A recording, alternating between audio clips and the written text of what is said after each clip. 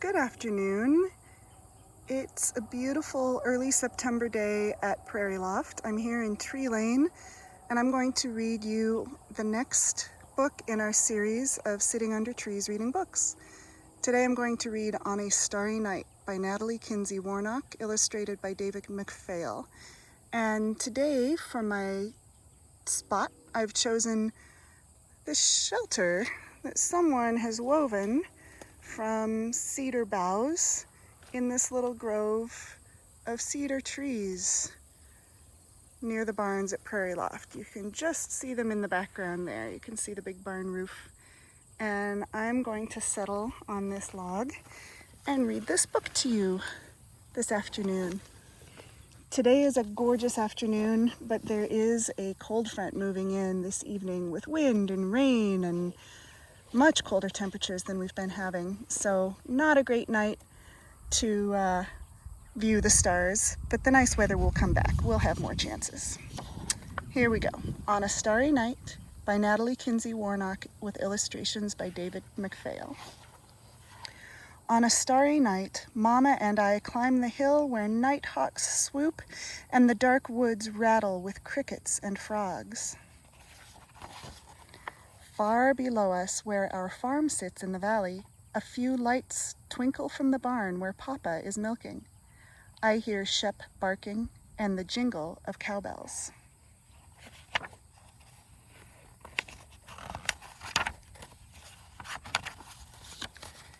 The night noises follow us, and I look over my shoulder for the things that hide behind dark trees.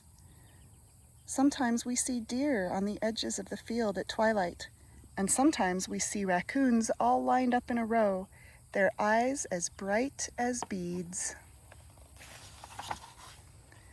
We lay our blankets where deer have lain and flattened the grass to make a bed just for us, it seems. I close my eyes and smell spruce trees, sharp and spicy, like the spruce gum Papa brings home from the woods. Somewhere off in those trees, a barred owl hoots. Hoo hoo hoo hoo, hoo hoo hoo hoo. And something nearer snuffles and snorts. Something like a big black bear, I think, looking for his supper. I snuggle closer to Mama, but she says he's looking for beech nuts or a tree where bees have stored honey, and he won't bother us. Mama never seems afraid of anything. Sometimes coyotes come spilling over the hill like a waterfall, yapping and yowling a wild coyote song.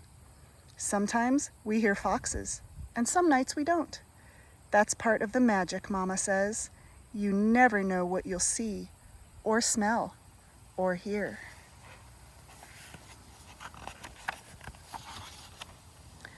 All around us, fireflies blink and flicker like sparks up into the sky until I can't tell them from the stars. I find the Big Dipper and the Great Bear who prowls the northern sky. Mama points out Pegasus, the winged horse, and Cygnus, the swan. The stars look close enough to touch. I used to be afraid of the dark, Mama says, even when I was older than you, until my father, your grandfather, took me out to watch stars. We heard owls and saw the northern lights look like brightly colored scarves dance across the sky, and I forgot to be afraid.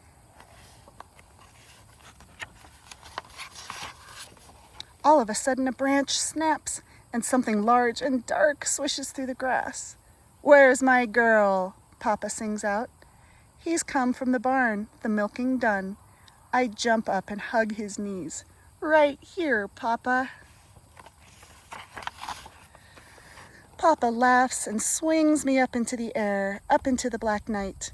I am a nighthawk soaring on the wind, but I am flying higher than any nighthawk, higher, higher, up toward the Great Bear. His sharp teeth glitter like ice. Just in time, the swan scoops me up. I feel the whoosh of wind and the powerful beat of wings.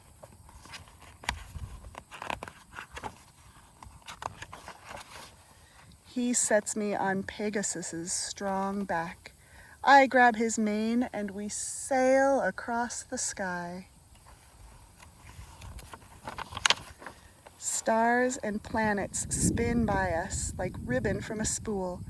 I want to fly forever, past Jupiter's moons and Saturn's rings, and back along the Milky Way. I hear the whisper of stars and pounding hooves like a heart beating, and then I fall back into Papa's arms. Mama, Papa, and I lie on our blankets and count shooting stars until I get sleepy. Then Papa carries me home. I say goodbye to the crickets and frogs and the twinkling stars. Next time, I'll bring an apple for Pegasus and a ribbon for his mane, and I won't be afraid at all. The end.